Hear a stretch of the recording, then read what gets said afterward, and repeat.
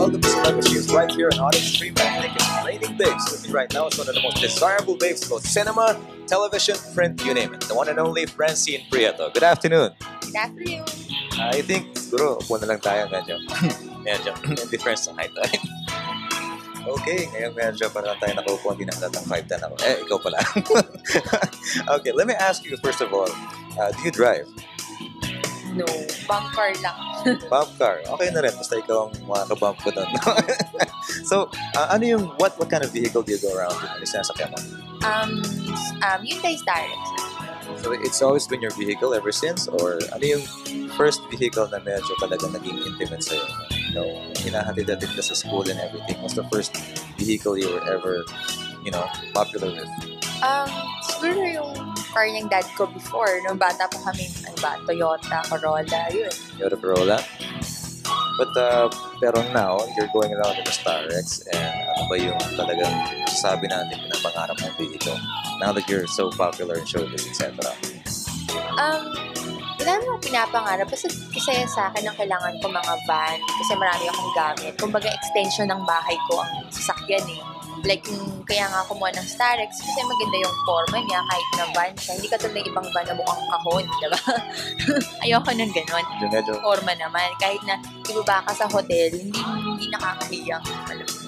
Actually, Starex is a very popular choice, no? So, wala kang bala kumuha ng RV, mga tipong mala kay Julian or something like that, mga motorhome, Wala. Mahal sa gas yun. Mataas ang gas ngayon. Oh, you're so practical. Tell me now what you're busy with right now. Ano ba yung dating ng career mo ngayon? Yun, busy. Marami akong ginagawang mga tutorials, mga endorsement, gano'n. Siyempre, meron akong bench, ganyan. Meron akong blade, car accessories, ayan. I'll ask you about it a little bit later, no? Pero, you know what? I can't help but mention that you have very prominent billboards. Quezon Ave yata yun, and one is in South Super Highway. So these are the billboards ng bench. That's right. So let's move on to other things. Okay, you're now endorsing Blade Sport. What is Blade Sport all about? Well, meron silang complete line ng mga car accessories yan. Tsaka, anything na makakatulong na, pagandahin yung mga kotse nyo. Ayan. Blade Sports lang.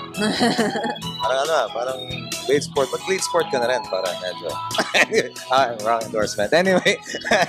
Okay, so, pero sabihin natin talagang, kasi I'm sure hindi ka masyadong, sabi mo nga, hindi ka masyadong hilig sa sasakyan, but who are those people, especially in your line of work sa showbiz na tingin mo, tinitingala mo when it comes to the kind of ride they drive in with?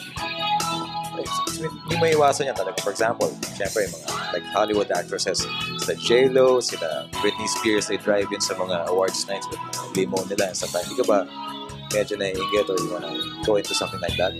Ako hindi naman pwedeng limo sa Pilipinas eh. Kasi marami tayong maliliit na streets. Diba? Hindi naman. Sa tingin ko, okay naman yung mga cars natin dito, diba? Okay nga tayo, mahilig tayo sa mga makukulay, so lalo na yung mga bagets, diba? Kung ano nung ginagawa nila sa cars nila, diba? Na tawag nga namin ng iba doon mga autogenic, diba? Gwapo lang pag may auto.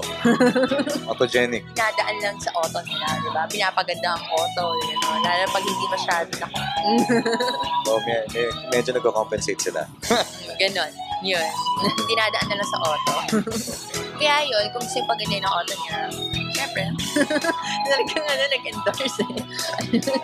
Okay lang yan. So, Car accessories lang, lagay niya, para mas lalong gumanda at maging autogenic kayo, diba?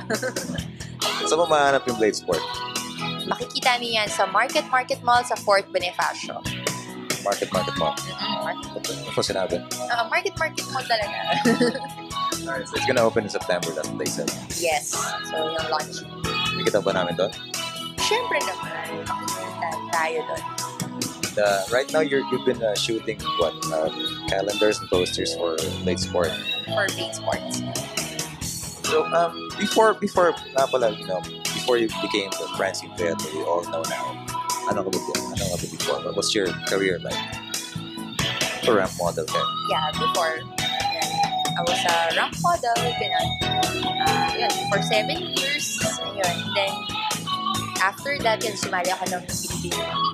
And then, top 12 ako. Then after nun, yun, nakita ko ni Robitan. Siyempre, through Tito Ses, my manager, yan. So yun, dun na nag-start lahat. May magandang offer sa akin. Tinanggap ko naman. So, magandang opportunity. Career move na rin kasi hindi na rin ako active sa modeling. So, dun na nagsimula ang lahat. About your movie career, meron ka bang upcoming movie? Katatapos lang ng Liberated 2. At yun nga, gusto ko salamat sa lahat ng nanood. Ayan, thank you po. At naging maganda na naman ang result. Ayan, more projects to come na naman ang bonus namin. So once again, this has been Artie with a very peppy and collaborative, and what can I say, sexy Miss Francie Prieto, only here on Celeb Machines on Auto Extreme. Get